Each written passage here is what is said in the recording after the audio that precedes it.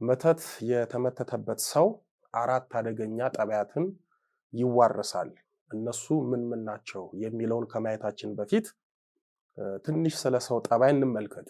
ወዳጆቼ አንድ ሰው የራሱ የሆነ ተፈጥሯዊ ጠባይ አለው። የሰው ልጅ ከተፈጥሮ ውጪ በውጫዊ ተጽዕኖ የተፈጥሮን ጠባይ ሊቀይርና ብሎም ሊያጣ ይችላል። ለምሳሌ አንድ ሰው ማህበራዊ ህይወት የበዛበት ከሆነ ሰዎች ከሰዎች ጋር ጥሩ መስተጋብር ባላቸው መንደር ውስጥ ካደገ የዛን አካባቢ ሰዎች ጠባይ በጊዜ ሂደት መውረሱ አይቀርም። አንድ ሰው መልካም ስነ ምግባር ካላቸው ቤተሰብ ውስጥ ከኖረ ከተፈጥሮ ጠባይ ውጪ የነሱን መልካም ነገሮች ወርሶ ያድጋል። እንዲሁም በጠበኛና በተጨቃጫቂ ቤተሰብ ውስጥ ካደገ መጨቃጨቅ፣ መጣላት ምን ያህል ቀላል መሆኑን እያየ ስለሚያድግ በቀላሉ ጠበኛ የመሆን እድሉ ሰፊ ነው። አንድ ሰው በባዕድ አምልኮ ቤተሰብ ውስጥ ተወልዶ ካደገ የባዕድ አምልኮ ህይወት መሻትና ማምለክ ጠባይ ይሆናል። አንድ ሰው በመንፈሳዊ ህይወት ከታነጹ በጥሩ ስነ ምግባር ከተቀረጹ ቤተሰብ ውስጥ ከተወለደ የመንፈሳዊነትና የጥሩ ስነ ምግባር ጠባይ አብሮት ያድጋል። ለዚህም ነው ሰው አካባቢውን ነው የሚመስለው የሚባለው። የሰው ልጅ ቋሚ ጠባይ የለውም። እንደ እድሜው እርከኑ ተለዋዋጭ ጠባዮችን በእድሜው ያስተናግዳል። ግን በእነዚህ ሁሉ ውስጥ የአጋንንት ድርሻ ለኛ መልካም ላልሆኑት የጠባይ መዳረሻ ትልቅ ሚና አለው። አጋንንት የሰው ልጅን ጠባይ እንደ ራዲዮ ጣቢያ በመቀየር የራሱን ክፉ ጠባይ በሰዎች ውስጥ በማኖር በዚህም የራሱ የክፋት መስመር ላይ በማስገባት ለክፉ ተግባራት ይጠቀምበታል። ወዳጆቼ ዛሬ ብዙዎቻችን ከራሳችን ጋር አይደለንም። አመላችን አንዴ ሰው አንዴ አፈር ይሆናል። ለሰው አፋችንን ሞልተን ጠባያችን ይህ ነው ብለን መናገር በማንችልበት ደረጃ ላይ ነን። የአመልና የጠባይ መጣረስ ውስጣችን ስላለ ከራሳችንም ከሰውም ጋር ስንታመስ እንኖራለን። አንዴ ቀዝቃዛ አንዴ ለብ ከዛም ሞቅ እንላለን።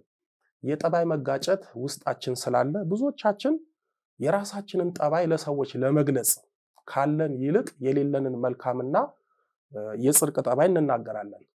ራሳችንንም በሌለን መልካም ቦታ እናስቀምጣለን። ይህ ችግር እንዳለ ሆኖ አንድ ሰው መተት ሲመተትበት የራሱ የሆነ የጠባይ መገለጫዎች አሉት። ስለዚህ መተት የተመተተበት ሰው አራት አደገኛ ጠባያት አሉት። እነሱ ምን ናቸው የሚሉትን እንመልከት። የወለላይቱ እመቤት ልጆች አንድ ሰው መተት ሲመተትበት ከራሱ ከተፈጥሮ ጠባይ ውጪ በአጠቃላይ አራት አደገኛ ጠባያት ይኖረዋል። እነሱም አንደኛ የራሱ የተፈጥሮ ጠባይ ነው። ሁለተኛው ያስመተተበት ሰው ጠባይ ነው። ሶስተኛው የመተተበት የደብተራው ወይም የጠንቋዩ ጠባይ ነው። አራተኛው የደብተራው አካል ነው። ስለዚህ አንድ ሰው መተት ተደረገበት ማለት በቀጥታ ከራሱ ጠባይ ውጪ አራት አደገኛ ጠባያትን ይዋረሳል፣ ወይም አራት የማያውቃቸውን አደገኛ ጠባያት በህይወቱ ያስተናግዳል። በቀላል አገላለጽ መተት የተደረገበት ሰው ከራሱ ጠባይ ውጪ አራት አካላት በአንድነት ይሆናል ማለት ነው። ዘርዘር አድርገን እናያለን። አንድ ሰው መተት ተደረገበት ማለት ከራሱ ውጪ አራት አካላት አሉት ማለት ነው። እነዚህ አካላት ህይወቱን ይበጠብጣሉ፣ ጠባዩን እንደ ንፋስ እንዳይጨበጥ ያደርጋሉ። መተት የተደረገበት ሰው እንኳን ሰዎች ሰውየው ራሱ የራሱን ጠባይ አያውቅም። ወጥ ሳይሆን ብጥብጥ ያለ ጠባይ ነው የሚኖረው። ለዚህም ነው ብዙ ጊዜ መተት የተደረገባቸውና መተት በየጊዜው የሚታደስባቸው ሰዎች ጠባያቸው ለራሳቸው ሰዎች፣ ለቤተሰባቸው፣ ለጓደኛቸውና ለወዳጃቸው የማይታወቀው። ለምሳሌ መተት ያስደረገበት ሰው በጠባዩ ነጭናጫ፣ ቁጡ፣ ተሳዳቢና ትዕግስተ ቢስ ከሆነ የተመተተበት ሰው በድንገት ጠባይ ይቀየርና ነጭናጫ፣ ቁጡ፣ ተሳዳቢና ትዕግስተ ቢስ ይሆናል። ብዙ ጊዜ መተት የተመተተባቸውና መተት የሚታደስባቸው ሰዎች በአንድ ጊዜ የአምልኮት ህይወታቸው ይቀየራል። ይህ ማለት ምን ማለት መሰላችሁ? በአንድ ጊዜ ያስለመዱትን ጸሎት፣ ስግደት፣ ቅዱስ ቁርባን መቀበል፣ ቤተክርስቲያን መሄድ፣ ሄዶም ማስቀደስ፣ ስብከት መስማት፣ በመቁጠሪያ መቀጥቀጥ ወዘተ እርግፍ አድርገው ይተዋሉ። የሚያሳዝነው መጸለይ፣ መስገድ፣ መቁረብ፣ ቤተክርስቲያን መሄድ፣ በመቁጠሪያ መቀጥቀጥ ወዘተ ይፈልጋሉ፣ ግን ይህንን ለማድረግ መንፈሳዊ አቅም ያጣሉ። ምናልባት እንደምንም ብለው የግድ ታግለው ቢጸልዩ ጸሎቱ ያስጠላቸዋል። የለመዱት ጸሎት በጣም ይረዝምባቸዋል። ጸሎቱ አላልቅ ይላቸዋል። ጸሎቱ ስልችት ይላቸዋል። እንደ ቀድሞ ህሊናቸውንና ልቦናቸውን ሰብስበው በተመስጦ ሆነው መጸለይ አይችሉም። በመቁጠሪያ ሲቀጠቅጡ በፊት ህመም የማይሰማቸው አሁን በመቁጠሪያ ሲቀጠቅጡ ከበፊቱ በተለየ ሁኔታ ህመም ይሰማቸዋል። የሚገርመው ደግሞ ብዙ ስግደትን ማለትም የአምልኮት ስግደትን የመቀጥቀጫ ስግደትን ቀጥቅጠው እንዳልሰገዱ ስግደት ተራራ ይሆንባቸዋል። ገና ለመስገድ ሲያስቡ ልክ እንደሰገደ ሰው ቀድሞ ይደክማቸዋል። ቅዱስ ቁርባን ላለመቀበል ምክንያት ያበዛሉ፣ ምክንያት ይደረድራሉ። አንዳንዴም በእግዚአብሔር ዘንድ ተቀባይነት በሌለው ትሕትና ተጠምደው ቅዱስ ቁርባን መቀበል ይተዋሉ። ቀድሞ በአምልኮት ሕይወት ትግበራ ያገኙት ፋይዳ አሁን ትልቅ ዕዳ ይሆንባቸዋል። ቀድሞ የነበራቸው ትጋት አሁን ወደ መሰልቸትና ወደ ጭንቀት ይቀየራል። ቀድሞ የነበራቸው መንፈሳዊ ደስታ፣ መንፈሳዊ ሞራል፣ መንፈሳዊ ብርታትና ልዕልና እልም ወዳለ ስንፍና ይቀየራል። ይህ ሁሉ ለምን እንደሆነ ታውቃላችሁ? አንደኛ በመተት አጋንንት ያስመታችሁን ሰው ጠባይ ስትዋረሱ ነው። ያስመተተባችሁ ሰው ስለማይጸልይ፣ ስለማይሰግድ፣ ቅዱስ ቁርባን ስለማይቀበል እናንተም የተመተተባችሁ ሰሞን አትጸልዩም፣ አትሰግዱም፣ ቅዱስ ቁርባን አትቀበሉም፣ ቤተክርስቲያን አትሄዱም፣ በመቁጠሪያ አትቀጠቅጡም። ሁለተኛው በመተት የገባው አጋንንት ደግሞ በራሱ እንዳትጸልዩ፣ እንዳትሰግዱ፣ ቅዱስ ቁርባን እንዳትቀበሉ፣ በመቁጠሪያ እንዳትቀጠቅጡ ስለሚያደርጋችሁ ነው። በአጠቃላይ መተት የተመተተባችሁ የተላከባችሁና የታደሰባችሁ ሰሞን ትጥቃችሁን ትፈታላችሁ። ማለትም አጅሬ መንፈሳዊ የጦር ዕቃችሁን ጾም፣ ጸሎት፣ ስግደት ወዘተ ያስጥላችኋል። የመተተበት ደብተራ ወይም ጠንቋይ የግል ጠባዩ በቀለኛ፣ ሰውን የሚጠላ ክፉ ከሆነ የተመተተበት ሰውም በድንገት ጠባዩ ተቀይሮ በቀለኛ፣ ሰውን የሚጠላ ክፉ ይሆናል። ይህንንም የተዋረሰውን ጠባይ በቤተሰቡ ለምሳሌ በትዳር አጋሩ፣ በልጆቹ እንዲሁም በወዳጆቹና በሰዎች ላይ ያሳያል። ስለዚህ መተት የተመተተበት ሰው የማያውቀውን መተት የመተተበትን የደብተራውን የጠንቋዩን ሰው ጠባይ ይዋረሳል። የደብተራውን አካል ያልኳችሁ ለምሳሌ መተት የመተተባችሁ ደብተራ እጁ ቆማጣ ወይም ጉንድሽ ከሆነ የእናንተም እጅ ዕቃ መያዝ ስራ መስራት አይችልም። ይዝላል፣ ይልፈሰፈሳል። ጸበል ስትጠመቁ ደግሞ እጃችሁ ቁልፍልፍ ይላል፣ እጃችሁ ድርቅ ይላል። የደገመባችሁ ደብተራ እግር ከሌለው እናንተም እግራችሁ ይዝላል፣ መሄድ ያቅታችኋል። ከቤት አትወጡም፣ ቤት ውስጥ ቁጭ ብላችሁ አሊያም ተኝታችሁ ትውላላችሁ። ጸበል ስትጠመቁ እግራችሁ ይታሰራል፣ ቁልፍ ይላል። ሌላው አደገኛው የአካል ተዋርሶ ነው። የመተተባችሁ ደብተራ ሽማግሌ ከሆነ በድንገት ንግግራችሁ፣ አካሄዳችሁ፣ አለባበሳችሁ፣ አካላችሁ እንደ ሽማግሌ ይሆናል። ሴቶቹም ልክ እንደዚሁ። ሰዎች እስኪገረሙና እስኪደነቁ ድረስ በአንድ ጊዜ አለባበሳችሁ ዝርክርክ ይላል። ለአለባበሳችሁ ግዴለሾች ትሆናላችሁ። ልብስና ጫማ ስትገዙ ለወጣት ሳይሆን ለአዛውንት የሚሆኑ ነው የምትገዙት። አካሄዳችሁም ተቀይሮ አቀርቅሮ ጀፍ ጀፍ እያላችሁ እያዘገማችሁ ትራመዳላችሁ። ነገረ ስራችሁ በሙሉ የጎልማሳ የወጣት ሳይሆን የአዛውንት የአሮጊት ይሆናል። በነገራችን ላይ ስራ መስራት እየቻሉ የማይሰሩ ከቤት ተጎልቶ የሚውሉ ሰዎች ከኮሌጅ ከዩኒቨርሲቲ ተመርቀው ዞር ዞር ብለው ስራ የማይፈልጉት ማስታወቂያ የማዩት ቤት የሚጎለቱት ሰዎች ከስራ በራሳቸው ፈቃድ ለቀው ከቤት ያለ ስራ የሚውሉት ሰዎች ቆማጣ አንዱ ወይም ሁለቱ እግሩ ሽባ የሆነ ደብተራ የመተተባቸው ሰዎች ናቸው። የመተተባቸውን ደብተራ አካል ይዋረሱና አይሰሩም፣ ከቤት አይወጡም። ቤት ውስጥ ሲገላበጡ፣ ሲተኙ፣ ሲቀመጡ፣ ሲበጠብጡ፣ ሲበጠበጡ ይኖራሉ። የደገመባችሁ ደብተራ አይነ ስውር ከሆነ አይናችሁን በድንገት ይጋርዳችኋል፣ ለማየት ትቸገራላችሁ። በተለይ ጤነኛ አይን እያላችሁ ጸሎት ስትጸልዩ፣ ለምሳሌ አርጋኖን፣ ሰይፈ ስላሴን ስትጸልዩ ፊደሉ አይታያችሁም። ቢታያችሁም ፊደሉ ተደራርቦ ለማየት ለመለየት ትቸገራላችሁ። ፊደሎቹ አይናችሁ ላይ ይርመሰመሳሉ። ይህ ምልክት ደብተራው ወይም ደጋሚው ላይ ያለው የአካል ችግር በላኮ መተት አማካኝነት የደብተራውን አካል ስትዋረሱ ነው። ሌላው መተት የተመተተበት ሰው ጠባዩን እጅግ የሚያከፋውና የሚቀያይረው በመተት የገባውን አጋንንት ጠባይ ስለሚዋረስ ነው። የመተት አጋንንት ውስጣችን ሲገባ በቀን ውስጥ ብዙ ተለዋዋጭ ጠባይ ይኖረናል። የተናገርነውን አናውቅም፣ አናደርግም፣ በቃላችን አንገኝም። ምን እየሆንንና ምን እንደሆንን ሁሉ ለእኛም ለሰዎችም ግራ እንሆናለን።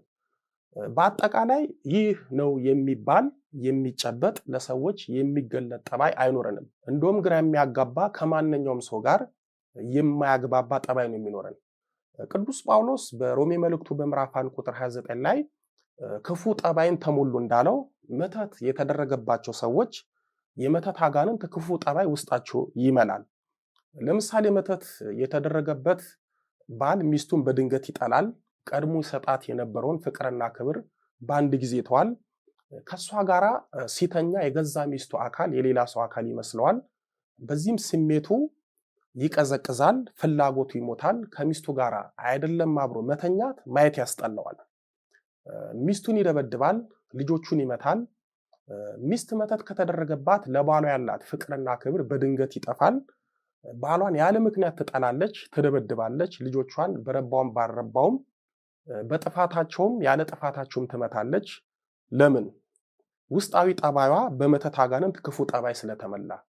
ቅዱስ ጳውሎስ ክፉ ጠባይ ተሞሉ እንዳለው ብዙዎች በድንገትና በጊዜ ሂደት ክፉ ጠባይ የሚሞሉት ክፉም የሚሆኑት በክፉ መናፍስትና በመተት ጠባይ ነው። ቅዱስ ጳውሎስ በአንደኛ ቆሮንቶስ በምዕራፍ 5 ቁጥር 13 ላይ ክፉን ከመካከላችሁ አውጡት እንዳለው መተት የተደረገባቸው ሰዎች አውቀው ነቅተው በጾም በጸሎት በስግደትና በቅዱስ ቁርባን ሕይወት ክፉን መተት ከመካከላቸው ካላስወጡ በሕይወታቸው ሲበጠበጡ ይኖራሉ። ከባሰ ደግሞ ምናልባት ሕይወታቸውንም ሊያጡ ይችላሉ። ለምሳሌ አንድ ተማሪ በእውቀቱ መተት ሲደረግበት በመጀመሪያ የተፈጥሮ እውቀቱን በመተት አጋንንት እንዲያጣ ሲያደርጉት አንደኛ መተቱን ያስመተተበትን ሰው ጠባይ ይዋረሳል። ያስመተተበት ሰው ድንዝ ያለ ሙልጭ ያለ ሰነፍ ከሆነ የተመተተበት ተማሪም በድንገት ድንዝ ይላል፣ ከጉብዝና ወደ ስንፍና ይሸጋገራል።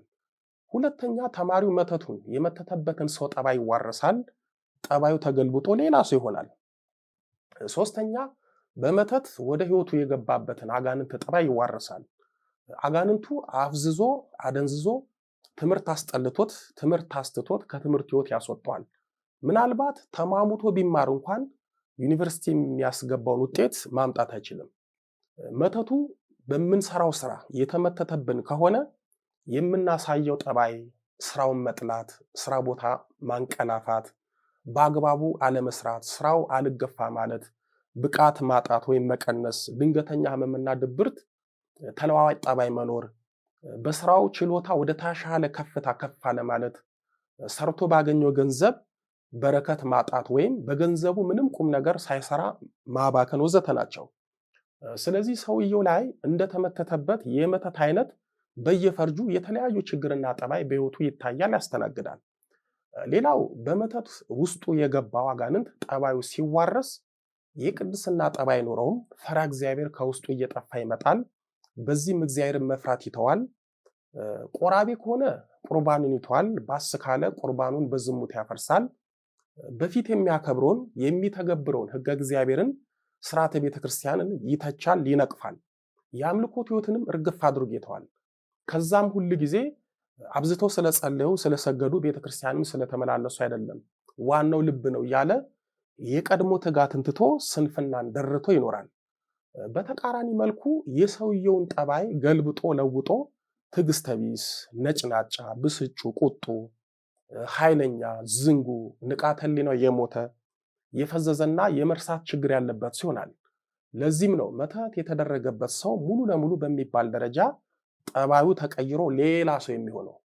በግለሰብ ወይም በአንድ ሰው ላይ መተት ሲመተትበት ምልክቶቹ ምንድን ናቸው የሚለውን ስንመለከት የወለላይቱ እመቤት ልጆች አንድ ሰው መተት ሲመተትበት የሚያሳየውና የሚያዩ ምልክቶች አሉ።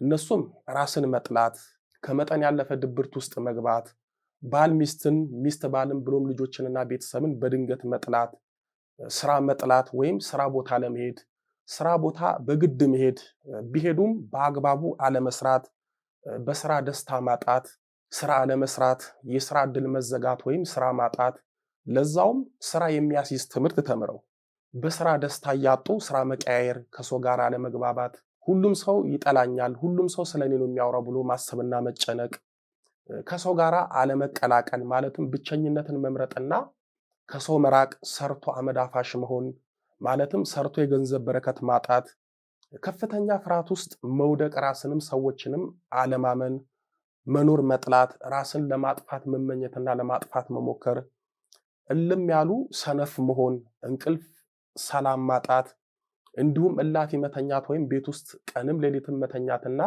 ሲገላበጡ መዋል፣ አለመማር ወይም ተምሮ ስራ አጥቶ ከቤት መዋል፣ ትዳር አለመያዝ፣ በቤት ውስጥ ድንገተኛ ሰላም፣ ፍቅር፣ በረከት ማጣት፣ በሆነው ባልሆነው መጨቃጨቅ፣ መጣላት፣ ቤት ውስጥ አይጥ የማይዛቸው መርዝ የማይገድላቸው አይጦች መኖር፣ መርዝ ስትሰጧቸው መርዙን እየበሉ መራባትና መወፈር፣ አይጦቹም እየተሯሯጡ ቤት ውስጥ መጨፈር፣ ልብሳቸውን በተለይ በሳጥን ውስጥ ያስቀመጡትን የሚወዱትን ልብስ በአይጥ መበላት፣ የቤታቸው የነሱም የልብሳቸውም ጠረን በሚቀፍ ሁኔታ መሽተት፣ ቤታቸው የሚከብድ ስሜት መሰማት፣ ለምሳሌ ሳሎናቸው፣ መኝታ ቤታቸው ክብድ የሚል ስሜት መሰማት፣ እነሱም ይፈሩታል።